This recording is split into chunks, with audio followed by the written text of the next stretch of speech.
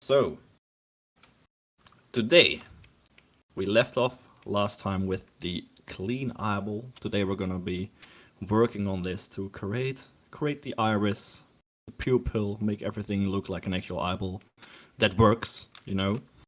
But first things first, we need some kind of a texture on those veins. Right now they are very flat on the eyeball, they are just colors.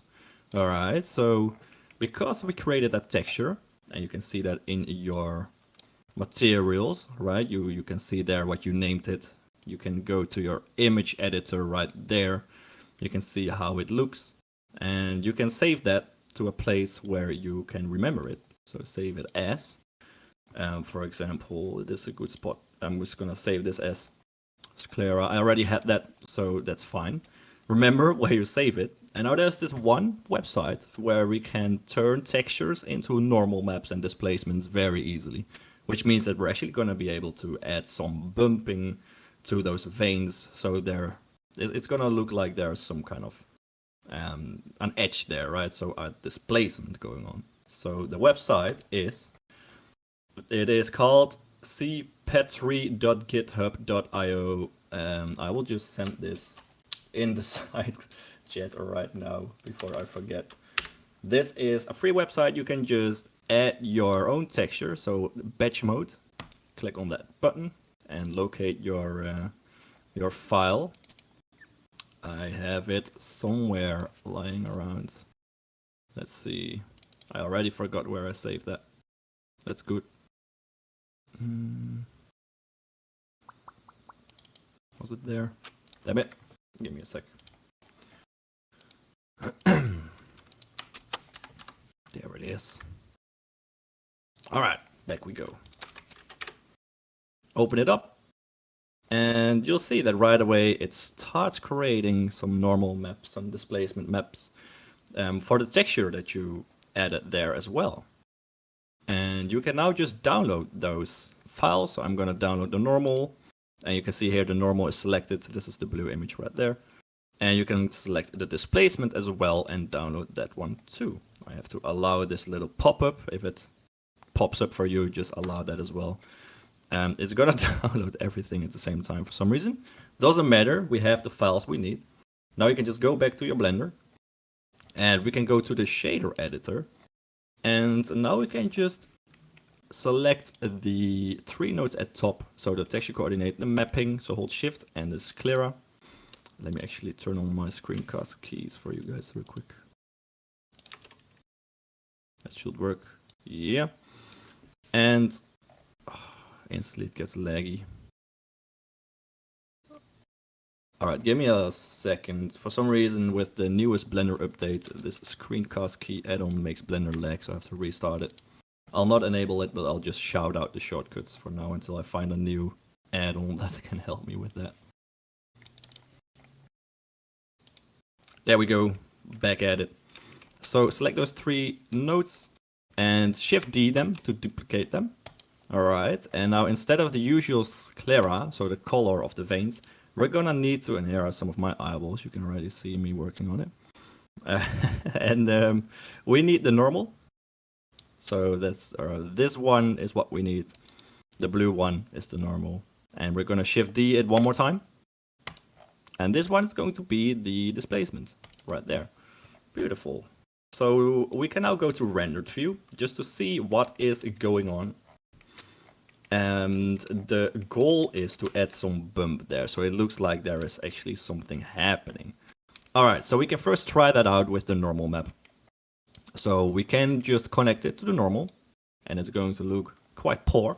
But we can hit Shift A and search for a bump. No, actually, let's just do a normal map. We're going to add a normal map in between there. Alright, so that's looking even worse. Reason why is because this normal map is way too strong. So we can just scroll that down. I usually just set it to 0 and then hold shift and swipe it up a little bit. Alright, until we see something happening here. Now let's see, you need some light, some direct light on it, otherwise you can't really see it. But you can already see some bump happening there. The stronger you make it, the more of these bumps you get. So make sure you don't get these black spots. That means you got it too strong. So crank it back a little bit until you're satisfied with the strength a little bit more. All right, so now we have this weird little line there, which means that I'm just going to crank this back and instead play with the displacement map. Usually the normal map, there can sometimes just go something can go wrong in that program or doesn't work properly, but luckily we have the displacement map, which usually works a little bit better anyway. Right, so connect it to the displacement, hit Shift A, and search for a displacement now. Swipe that in between, and you have to connect this to the normal, to the height instead of the normal.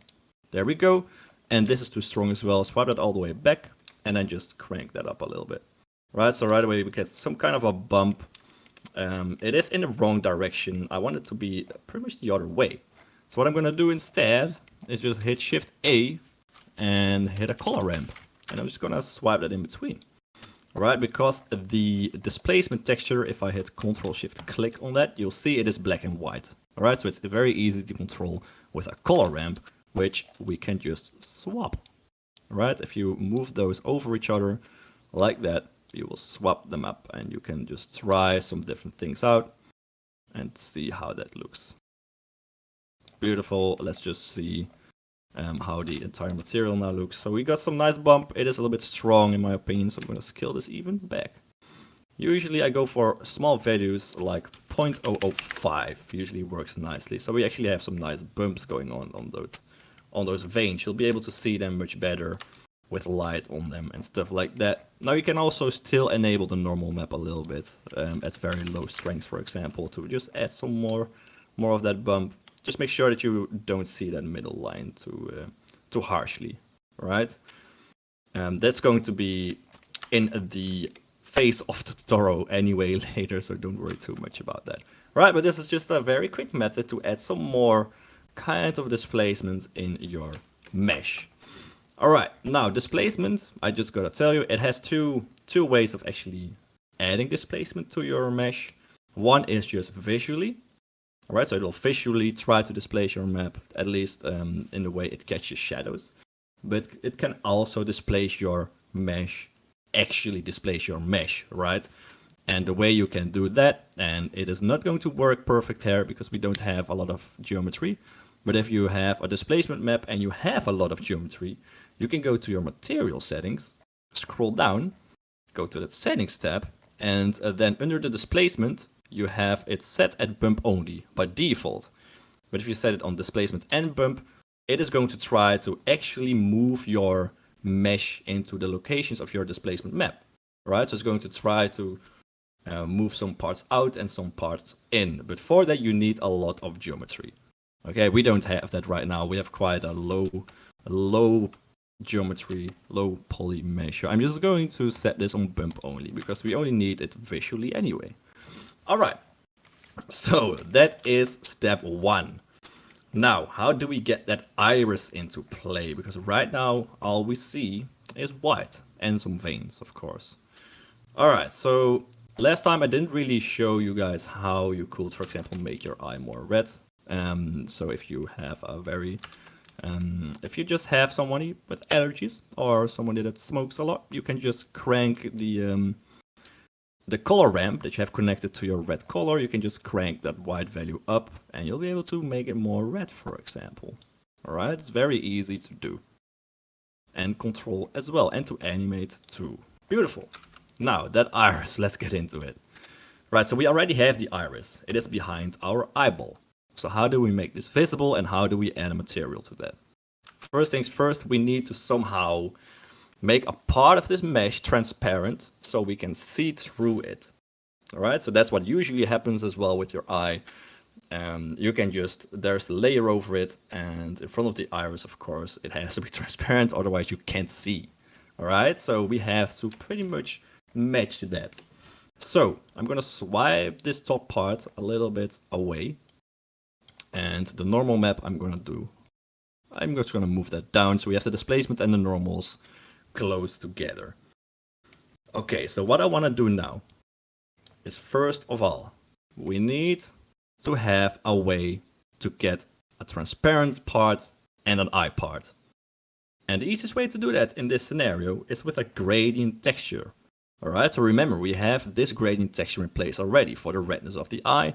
It is in the right direction. We only want this front part to be transparent. So we can use the same gradient map and change the color ramp a little bit. Okay, so I'm going to select these 4 nodes, hit Ctrl C, and just hit Ctrl V. And it places it in the same direction. We should have used Shift D instead, would have been easier. But here we are. Alright, so this is the new color ramp. Ctrl Shift click on it and we'll be able to see how it looks. And it already looks pretty much what we need, right? But I want the front part to be white, the back part to be black, and I want it to be a harder transition as well. Alright, so first things first, we're gonna swap these 2 colors like we did before. And I'm just gonna crank these down until the white part covers around the center there, or at least how big I expect the iris to be. Somewhat like that, and we can easily just change that later. This will work for now. Okay, so how do we use that to control 2 materials? Well, easy. We add a mix shader.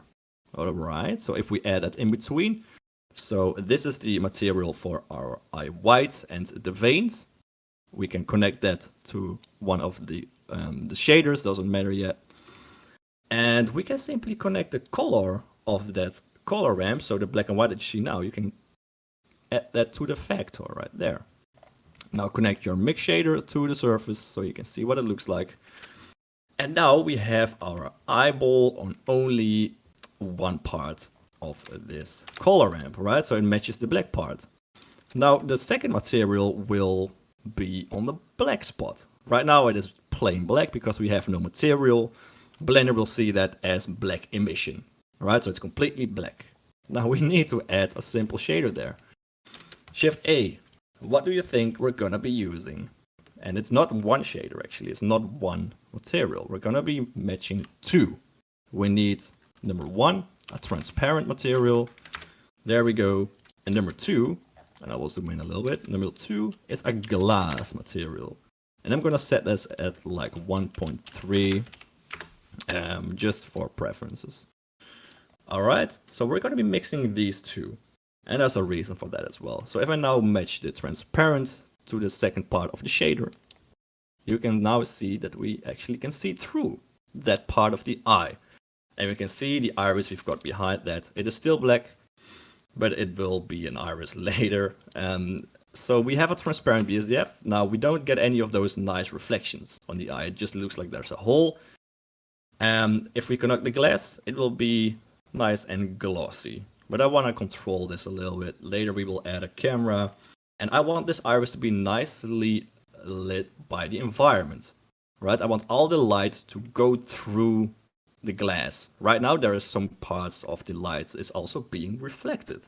Right? It means that the iris beneath or behind that glass will not catch as much light. In real life, you will need a lot of light in your eye in order to, well, to see properly, right? So we need a very nice amount of light to go into that eye to match it with the real life. The way to do that is by hitting Shift A, adding a light path node. And that's the first time we've used that. But this will basically control where the light is going to shine through and where it isn't, or where it's going to reflect and where it isn't. So this is a node that you can use to control a huge variation of visual aspects in Blender. And this is one of them. Alright, so if you now hit Shift A and add a mix shader and add that after the glass, we can now connect the is shadow ray. It's the second one from the top. We can connect it to the vector and add the transparent BSDF in it as well. Alright, so we can swap them up, see what the other way looks, swap them up again, see what it looks. Alright, so what this does is it will reflect the glass material to us, so we can see that it is glossy, but it will let all the light through. So the shadow ray will be connected to the transparent shader, which means that the light will follow the transparent shader, which means the light goes through the glass, but we can still see the reflections.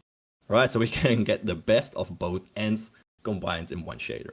which is perfect because now if we add that iris in a little bit, it will be nice and bright. Beautiful. So let's make that happen. I'm gonna select my iris and I'm going to go to front view, which is numpad 3. And first of all, I'm going to match my size of the iris a little bit more with the gradient that we added, all right, to control the transparent material. So select our eyeball. Let's move over to that color ramp and let's just swipe that back a little bit until we see the edge. So there is the edge of the iris, so we have to try to keep it around that edge, a little bit smaller perhaps, like that. Beautiful.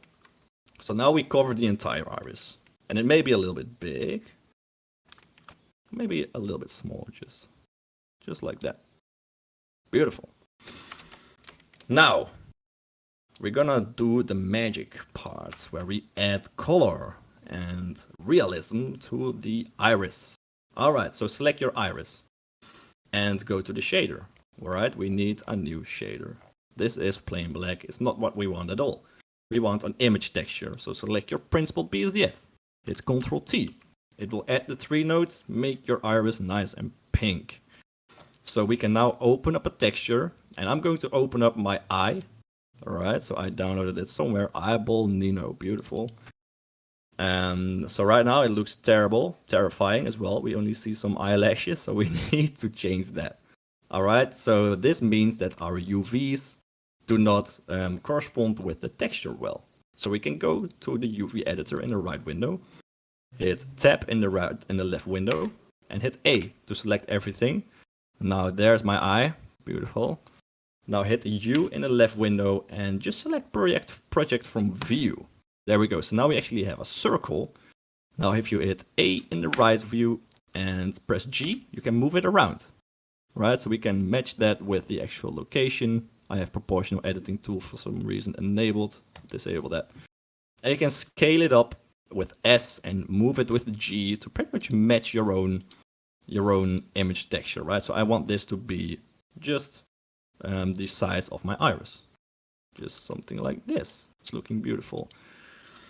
Now I took it a little bit from an angle, which means that my center is not completely in line with the center of my pupil, right? It's a little bit off to the side. So what I'm going to do is just select that inner vertex, enable my proportional editing tool, press G, scroll up a little bit so you can see the tool, and I'm just going to move this to the center a little bit more. Like that. So it's actually more centered. Beautiful. So, that is it. We now have an actual iris. An eyeball with a pupil and an iris. And that was quite easy now, wasn't it? Alright, I do feel like it's a little bit big. So what I'm going to do is just select my entire iris. And I'm just going to scale that down. Like that. And then I'm going to select my eyeball. Go to the shader. And I'm just going to go to that color ramp and make it a little bit smaller.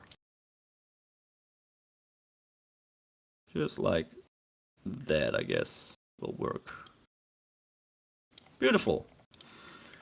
Alright, so what else can we do to make this more realistic? Well, we did it we did it 5 minutes ago with the blood vessels on the eye. We need some bumps, we need some displacement. Alright, so I am going to go right back into that website I just showed you guys. We're gonna hit batch mode. And I will now select my eyeball, which is this eyeball Nino.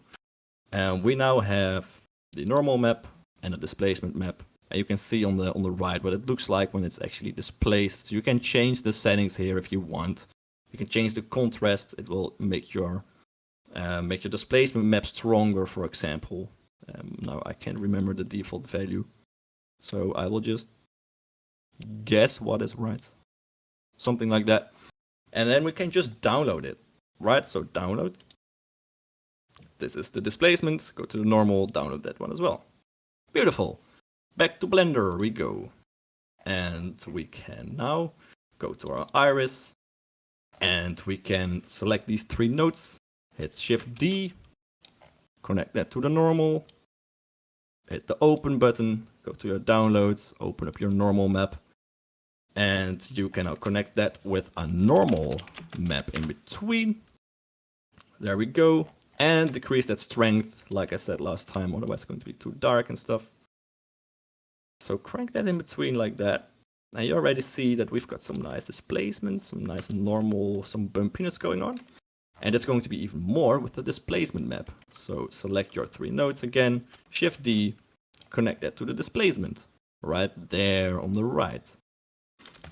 Select that displacement map. In between, connect that to the height socket. And let's just crank this all the way down. And now just swipe this a little bit up again. Right, not too much. Otherwise it's going to get too crazy. It's already a little bit crazy. 0.005. That's usually what I go with. Maybe a little bit strong here even. 0.003. Fine. Alright, so now we have actually got some bumpiness going on in there. And we can even try to tweak the normal map a little bit better. It's a little bit too strong, I guess. Yeah, something like this looks fine. Alright, so that is already a nice looking eyeball. And when you now rotate your world around, so if we go to the world settings, select your HDRI, hit Ctrl T. And if you now rotate that Z, you will get some nice light variations as well in your eyeball. Alright, so you can now see that if I rotate this, it's very laggy. To fix that, we can go to the world settings on the right there, the world tab, go to settings, and we can set the sampling to manual. Right, that will just make it a little bit faster, so now when I rotate it, it is way less laggy. Alright, so you can see that we have some nice light changes that will also change the reflections on our actual iris. Now the picture I took from my eye was not very high res, which means that we're not gonna be able to get a lot of those details. But if you have a better camera lying around, or if you simply use an iris texture from Google, you will be able to get a little bit more of these details out in the end as well. Alright, but I like doing some personal stuff in Blender, so I'm just gonna use my eye. Alright, now we get to an even more fun part, which is actually animating the eye. And by animating the eye, I at this point mean animating the iris and the pupil. Alright, and the main thing your eye does throughout the day is adjust to lighting. Alright, if it's very bright outside, your pupil will become much smaller. And if it is very dark, it will become bigger. So you can imagine that if you want realism, you'll have to do that as well in animations, right? When your character is going through dark environments, their pupils will be generally bigger. If they're going through light environments, they will be smaller, right? So that's what we're going to be doing as well. Select your iris. Go to the object properties. And we have done this before. We have used shape keys before. So I'm going to add one. It's called the base. I'm going to go into edit mode right away. But first I'm going to hide my eyeball. So select it, press H. I'm going to select my iris, press tab. And I want for the smallest version of my iris, I already want this to be a little bit smaller than it is right now. So I'm going to press 1, select my inner part, and this is in edit mode. And then select your proportional edit tool right there at the top right, and hit S. And we're just going to scale this down. So first scroll up a little bit. So your proportional editing tool is almost as big as your entire iris. And then just scroll this down a little bit. Maybe even more. Let me zoom out a little bit. I'm too close. Alright, so just scale this down with proportional editing tool like that until your iris is nice and small. Just like that. Alright, that's a little bit smaller already. I'm gonna Ctrl Z this one time because I think it works better if we select this entire inner ring there. So press 3 and double click there. Which means that we now have that entire ring of faces selected. And let's see if it now works smoother if I scale this down. Yeah, that's way better. So now we can actually make it very nice and small. And you can see that our iris texture stretches with it nicely. And that's exactly what we want. So as smallest, I'm not really sure how small a pupil can get, but I'm gonna guess around this there. I guess maybe even smaller, I don't know. So this is my basis. This is how I want it to be when it is the brightest outside. Now we hit plus. We call this, let's just call this dark, and we can call the bases light if we want, or bright. Bright and dark, sure. Set that to 1, remember, set it to 1 before you edit it. Go into edit mode, now hit S again, and let's just scale this entire bunch up by a lot. Alright, and you have to be careful, because if I scale this up and I go too far, it will overlap and it will get this hard line there on the sides. So we may have to do this in a little bit of steps. Right, so I'm gonna scale this up all a little bit like that. Maybe scroll up a little bit too. Like so. And I'm just going to press 2 and select some of these outside edges. And disable proportional editing tool and press double G to just move those a little bit more to the edge as well. Just like that, so we can get a nicer transition. This one doesn't have to be, but we can move it a little bit for fun. Alright, so select those inner faces again and scale those up with proportional editing tool, of course. Like that, scale them up nicely so your pupil gets nice and big, just like that. Amazing!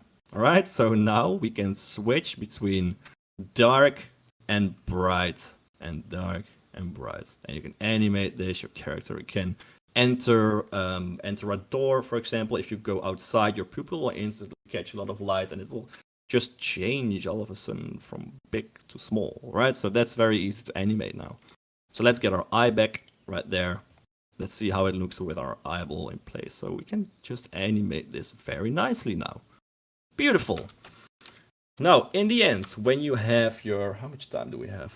A few minutes, so we can try to do it. So in the end, you want features that you can animate. You want them to be easier for you to manage. Alright, so you don't want to always have to select your object, go into the data properties, and then change this value. You want an easier way to do that. And there is an easy way to do it. I haven't done it in a long time, but I think we can still get it right. Alright, so what we can do instead is set this value to 0. Right mouse click on the value, and we're gonna add a driver. Alright, now what does a driver do? It pretty much says what it does in the name. It drives your property. Okay, so I can now click this away. You can see that this box is now purple, which means that there's a driver in place. And to see your drivers, you can select your right window and move this into your driver editor. Right there, and now you will see a little line. And there will be one key, and that will be of our iris, the value dark, right? So we can select that value, which is the red line as well, and we can move to the right, and we can see the second tab there says drivers. So we can now see pretty much what our driver property is doing to that value. And right now there is a red input because we haven't really described what it has to do yet. Alright, so how can we visualize the movement of bright and dark of the eye? There's an easy thing that I usually like for things like this, and that's a very basic slider, which is something we can just model in Blender very easily. I'm going to press Shift A. I'm going to add a circle with about 30 vertices. It doesn't really matter. I'm going to move that to the side and press RY90. Beautiful. Move this down. Sorry, scale this down with S a little bit like that. Gonna move this to the top of my eyeball right there. Press Tab, press 1. And what I'm gonna do is, let's see, press R, X90. Like that. I just want, the reason why I wrote this is because I'm gonna move this entire bottom part down a little bit like this. Oh, proportional editing tool off. GZ, move that to the bottom side of your eye, like that. And that's fine. Alright, hit Shift S, cursor to selected, Shift A, Mesh, Circle, scale that down, so it's a little bit smaller than the outer ring, RY90. Beautiful. Press Ctrl A to apply all the transforms. Right mouse, set origin, origin to geometry. There we go. Now that's beautiful. I'm also going to apply my scale and rotation to this outer ring, Ctrl A, Alt transforms, right mouse, set origin to 3D cursor. There we go. So now we have pretty much a slider in place. You can see if I am in my solid view, this looks like a slider. I want to be able to move this down and up, but stay in this range. And by moving this, it has to control the size of the pupil. That's what I want to do. Alright, so first things first, we need to somehow lock this in place a little bit. And that can be done in that item tab in the top, right there. Okay, so there are values, but after these value boxes, there are some locks, which means we can lock the location. Alright, so I want this to move up and down, which is the Z direction. So we can lock X, we can lock Y, we can lock all the rotation, like that, and we can lock the scale. Which means that if I now move this, it can only move up and down, which is already step 1.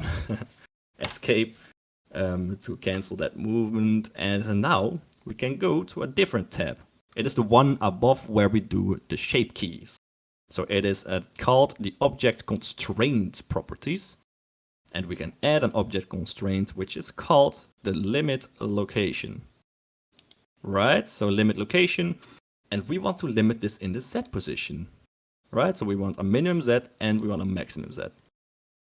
And the maximum Z can be, well, it can go until that bottom there. Right, so we can move this down to until it is right there at the bottom. So now when I move this, let's see, why is this not working? We may have to add some value there. Let me see, we need local space. Maybe we messed it up a little bit. Alright, it doesn't matter for now, I'm just going to remove that. Let's see, maybe it's limit distance. Oh, actually I know what went wrong already. Limit location, Z. We need it. B. There we go. There we go. Give me a little second.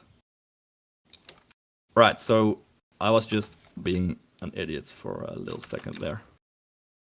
I flipped the minimum and maximum, which means I had the minus value in the maximum, which is, of course, not really what we want. Alright, move this up. Alright, so now we have the correct movement. If I now move this, I can just press G. It's gonna move it. Oh, why is it now not working? Come on. Well, let's just lock that real quick. Just gonna keep it like this. I will figure out why this is not working. Maybe just small weird issue on my end. I don't know. Alright, so if you want to control the iris with this slider right here, we can go back to that expression. So select your iris, and we can go to that driver, and we can now select an object that we want to be the controller. Alright, so click that eyedropper tool, hover over your circle, and select that. Alright, so now it is incorporated in your expression, in your variable. And right now the expression is, it is going to do the variable plus 0, with the variable being the x location of the circle. We don't want the x location of that circle, we want the z location. Alright, so I'm going to select the z location, and I want this to be in the local space. And you can already see that the pupil changed a little bit, and that the current value right now is 0.7. Alright, so it already increases the size a little bit, which is, well, it isn't too bad, but we want this to be the other way around. So if I now move this down, you can see that the slider is already controlling the size of my pupil, right? With the top part being the dark face and the bottom part being the bright face, which is just beautiful, right? This makes it way easier. You can now parent these objects to your eyeball, which means that they will be moving with it when you move the eyeball as well. And you will now just never have to go back into that object data properties to change your value. You can animate the position of this slider. For example, if I set the position right here with I, so I insert a keyframe for the location, and at the end of the animation, I'm going to move this down right there, insert location. It is just going to animate my eyeball with that object on the right, which makes animating way easier and is just so much more efficient, and it's going to just show you what's going to happen, right? You can just move sliders around and see what happens, and you can animate those sliders, and you can set up things very easily this way. The only thing that I have to figure out is why this this limit location doesn't work yet, but I'll figure it out. Don't worry about it. All right, so I think that's going to be it for this tutorial, otherwise it's going to get too much. Let's go into that slider one more time, to the variable. So you can change this how you want. If I set this to the Z position, for example, and I want this to be the brightest spot, I'm going to delete my keyframes real quick. If I want this to be the brightest spot in place instead of the darkest, we can just go ahead and put the variable between brackets, for example. And we don't even need the plus 0.0. We just need the variable, and I can times this -1. And it's going to just reverse the action pretty much, right? Which means we have up as bright, down as dark. And you can do, you can pretty much do whatever you want in these expressions. Any equation you can think of, you can put in the expression, and a lot is possible here. I imagine that this will open a lot of possibilities for you. I've used it a lot of times in modeling robots, in modeling robot spiders, to limit, for example, the rotation of legs, have legs of the spider move in a certain way or follow a certain object. Things like that are all very possible with them by using drivers. And we'll be using that more in the future as well. So I will keep it at that. I will share with you all why this, how you get this limit location to work properly. I haven't used it in a little while, but we'll get there. So I hope you now at least are able to make an eyeball. I'm looking forward to seeing some eyeballs with your own iris textures as well.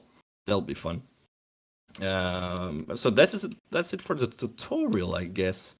I did have to mention that we would love to see some blend files sent up for the coffee shop graphic. We'd love to have some community objects there. So you can send those in to us. Follow the manual, the PDF file to get them into the right aspect. We would love to have some of those cans as well that we made in the previous tutorial. And for sure, we can add some eyeballs and stuff like that as well. So make sure to, if you have some finished 3D models, that you for sure transfer them to the coffee shop. At least the things that are on the shopping list, right? Those are the things that will be amazing to see in there. All right. So, are there any questions about the eyeball, moving sliders, and working with drivers? Anything at all? I think it's a nice one. Yeah? Very cool. Thank you, man. Yeah. It's a good way of modeling an eye. And the driver thing is awesome. I use it with a lot as well. It's amazing. Hell yeah, drivers all the way. It's a little bit chaotic to get into because there's a lot to control, a lot you can do with that. But you'll probably get used to it at some point. Exactly. At the start, it's you have like the world space, local space, and all that stuff, and that can be a bit confusing. But if you use it more and more, it gets easier. You can understand more about the way the animation works. You can like make it go in smoother at the start and like with an ease or something. So really Yes, cool stuff. absolutely, man. All right, any questions?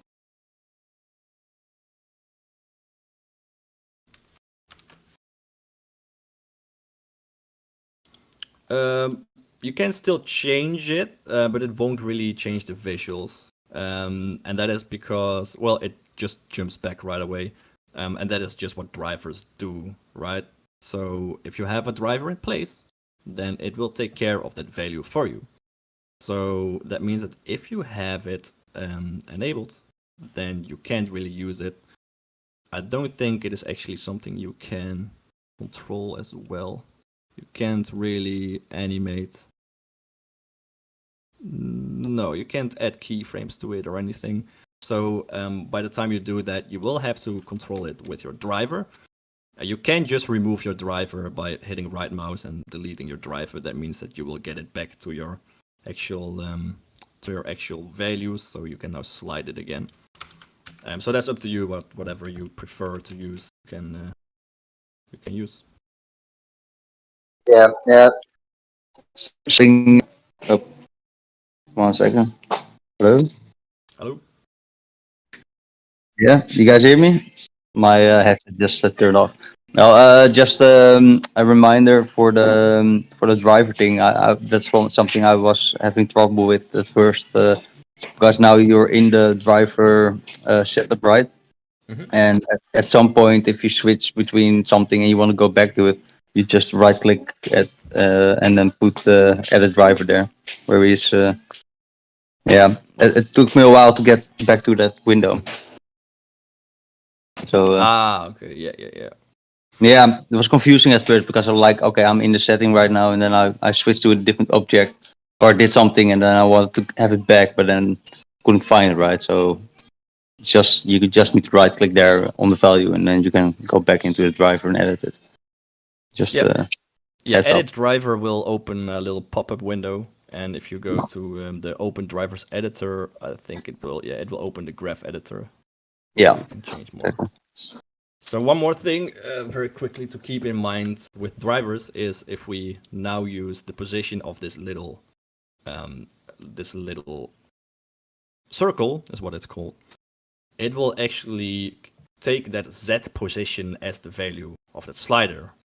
All right, so that means that we now have, for example, the top position is a Z location of, let's see, well, it can be more than one. The minus position can be minus more than one, but we have the value that can only go from 0 to 1, right? So if you have a different scale of your models, for example, if you have a huge model, that means that your slider will be much longer in the Z direction as well, which means that your Z position will be much larger than we have, for example, here.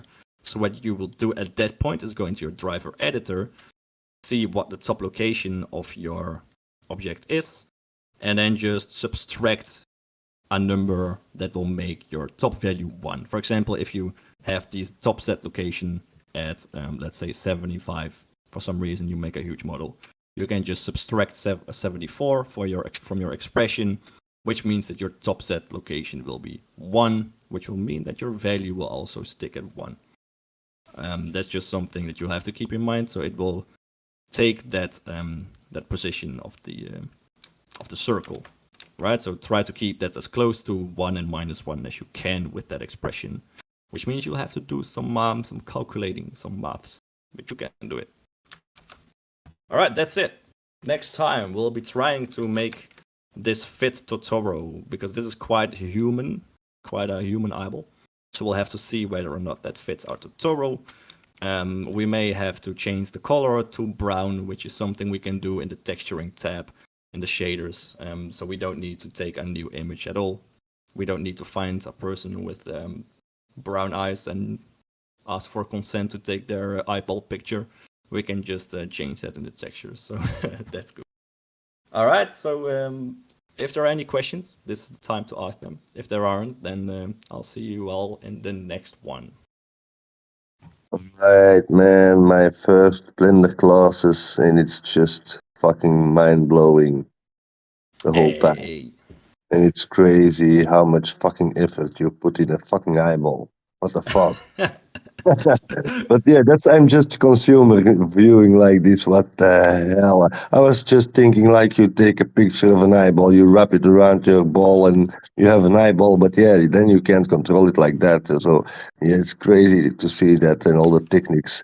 And I can tell you, I can easily look at you and look at it just by interest. Like what the fuck, man? It's insane how you can solve everything and do the options that you have. It's very nice to see that, man. But Yeah, I don't want to start, man. All the menus, Control C, Control V. I know that also from the music program, and it's like, it's yeah, man. It's crazy. But yeah, congratulations, man. It's a nice lesson also. Sometimes I need some extra explanation, but that's probably because this is my first class. But yeah, it's crazy, man. How many options you have? I can already yeah, but yeah, congrats, man. Congrats on the classes. It's really just also very fun to watch, and it goes very fast. You're fast, man. Yeah, yeah, Dries, you can check the archive. There are all the classes from start to now. So most of the guys in here already have some experience right now with like 2 months, I think. So when he says like Control T, they know what he's doing. So Yeah, if yeah, you yeah, yeah. I know check, that. I saw that also the classes. That's just what I want to start. But now I had the time, and it's blender class after the executive table. So yeah, man, I joined directly, and man, awesome. I'm just mind blowing how fun it was to watch also, and just time flies by. And I was thinking, oh, the session is ending. Oh, this is too bad. Nice.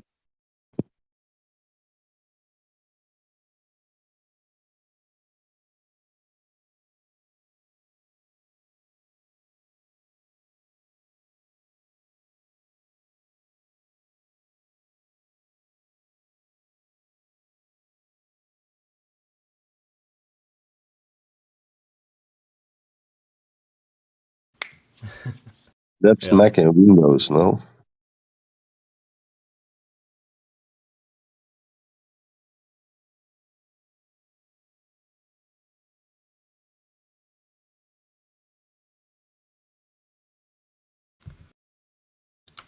Oh, that's fucking shit, man. I still can't properly find it with if I just press Shift A and search, and I search for like a mix RGB, it's gone. If I search for a combine color, it's a completely different node than what I want.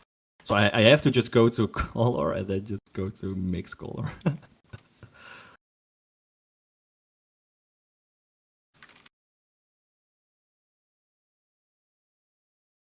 Yeah, it is very similar, but you can't just search it anymore. It is not. I can't find it. If anyone manages to find it with the search function, please let me know. Maybe it has Just another name or something. or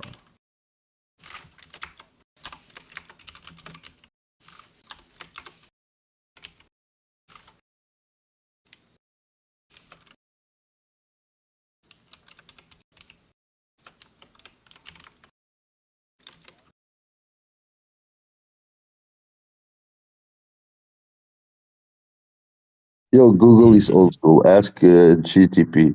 Yeah. yeah. I, GTP. I also think on the sorry, on a technical level, I think they renamed it because normally when you do RGB, you have like separate channels that you combine, right?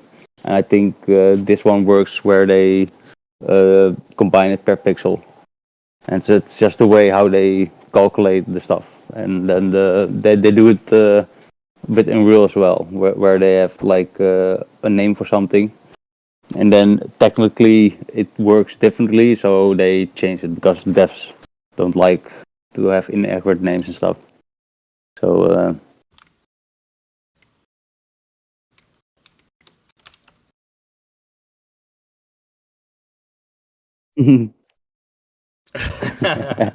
nice. This guy. Hey, but you can't set a limit to those drivers. True, Yeah, true. thank you, Nino. That was awesome to see. I can finally be at the Blender classes again. Yeah, it's nice. It's nice. So are you gonna make your eyeball? Oh man, I gotta catch up on the last few because I was in here, but I was working, so I wasn't listening.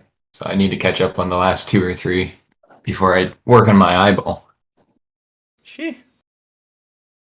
I Maybe also I'll have put to. eyeballs. I'll put eyeballs on my GM. Yeah, do it. Make a GM out of eyeballs alone. That'd be crazy. And I think, Nino, that you can make, you go to Pearl, the shop for the glasses here. You can ask them to make a picture from your iris also, I think. And you have irisphotoshoot.nl and stuff like that to get a real high definition iris, you know? Yeah. Now we're all gonna ask Bonnie for her eye instead of the feet pictures, right? We want eye pictures. Come on. Yeah. Let's just spam the chat. Yeah, and in If a I few class. ever, Gotta be funny oh, sorry. when you gonna see the like NFTs with eyes now. Like everyone take oh like cool ID and then you get like the eye collection of someone. If I ever lose an eyeball, I'm gonna have you design me a big universe class eye. You know. Yeah, sure. Let me know Yeah. if you ever end up losing one. It might be worth it just to have a custom glass eyeball made by you. Yeah, just spoon it out.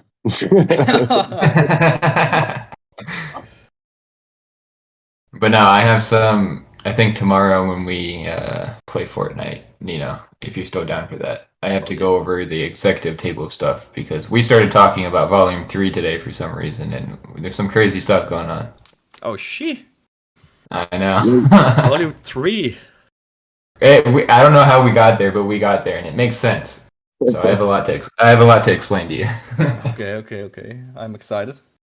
But maybe Yes. also you can make a Blender classes collection once ever. 3 minutes or something, you know. But yeah, I'm just wondering, like, you know. Just mint the whole classes, and you can mint which one you want to watch. If you're not a holder, you can just mint the class itself. No, just the classes, you know, like you have a hype from eyeballs now, and next time it's noses or something, you know, everybody making noses, and then you can select the best of them or something, or the best performances afterwards, and make a collection like this made our followers or customers of our classes. They made this, and you can see it with this collection, and it's all kind of stuff like the chair from Helix and stuff. You know, it's just like Yeah. a Well, a that's what little we're trying to advertisement. do. That's what we're trying to do with the smoke sesh graphic. That's why we're asking people to, um, Oh, yeah. submit stuff that they've made because, once that smoke sesh graphic gets, filled up, we could very easily do something where it's just like a free mint for people or whatever else. And then you get a little piece of everyone in that one graphic. Well, if someone submits their eyeballs, we can change the eyeballs of the characters, right? So we have four eyeballs, Yeah. Give four Mr. different Big eyeballs. some big eyeballs. Big Or you eyeballs. can or you can make an eyeball on a spring, like you put on your desk, like something to put What? on your desk. What the hell is going on here? People speaking about me. I reply in in other servers. Well, that's what happens. Yeah. Also, thank you for everyone for attending. Your points also got rewarded during the class, so everything is up to date. Yes, sir. And everyone should have their POEP links. Just make sure you claim it within, I believe it's 24 hours. So just claim it today. Thank you for the reminder. Yeah, don't do what Drees did last time,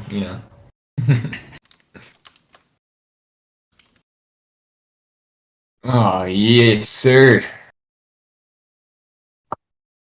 Yeah, if anyone wants to play Fortnite with us tomorrow, I think we're planning on doing that at some point tomorrow. What time are we planning? We have to do the space. After the space, I want to work on the cannabis class for 1 to 2 hours. So 1 to 2 hours after the Twitter space. Let me see how late that is. Events. Yeah, it would be between now and an hour or two from now, tomorrow. Ah, okay. So I know it's later in the day for you guys, but yeah. Let's go. Yeah. All right. I will see you guys. Well, probably in a space then, I guess. Yeah. We'll see you tomorrow. Have a good rest of your day, sir. Next, yeah, let's go.